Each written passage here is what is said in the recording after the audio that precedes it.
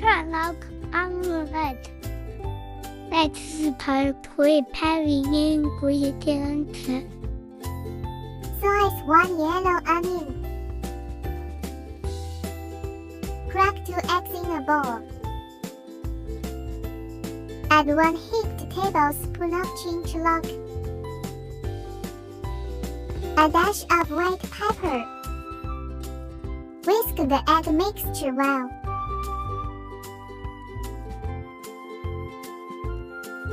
Then, without cooking, Heat 2 tablespoons of oil in frying pan.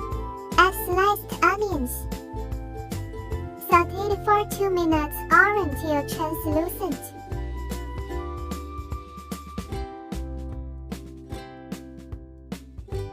Pour egg mixture over the onions. Let it fry for about 3 minutes,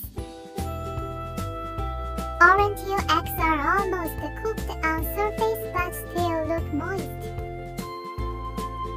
Flip.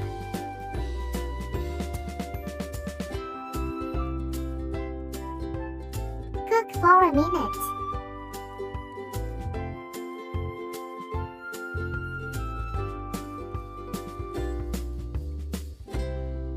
and